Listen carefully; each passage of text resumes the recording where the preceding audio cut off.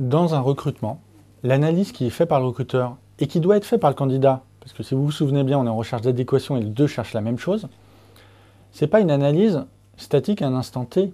C'est-à-dire, on ne cherche pas juste un candidat pour répondre aux besoins ponctuels. On cherche un candidat qui va évoluer dans l'entreprise. C'est-à-dire que généralement, le recruteur il a une vision du poste aujourd'hui et son évolution. Vous, c'est pareil.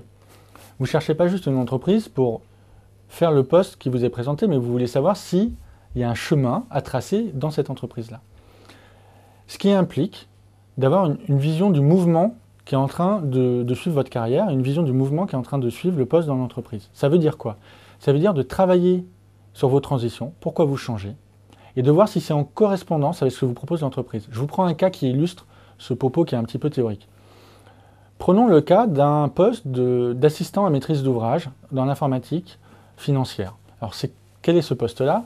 Le poste d'assistant à maîtrise d'ouvrage, c'est quelqu'un qui se situe entre les informaticiens et les financiers, qui comprend le besoin des financiers, mais qui comprend les contraintes de l'informatique et qui fait travailler les deux ensemble.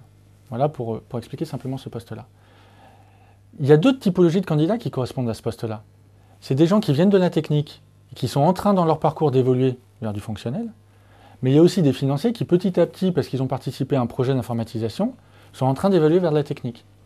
On a finalement deux parcours de vie et deux parcours professionnels qui sont en train de se croiser à un moment donné.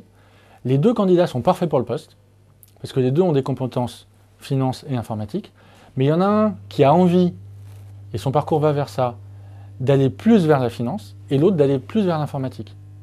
Le recruteur va chercher à comprendre quelle est votre trajectoire. Et le moyen qu'il a de le comprendre, c'est les transitions que vous avez entre chaque poste. Donc là, c'est important de travailler dessus. Mais vous devez chercher la trajectoire de l'entreprise. Est-ce qu'après ce projet-là, la personne sera rattachée au département informatique pour faire d'autres projets, ou est-ce qu'il sera rattaché au département fonctionnel pour réorganiser le service? Ce sont des questions que vous avez besoin de poser.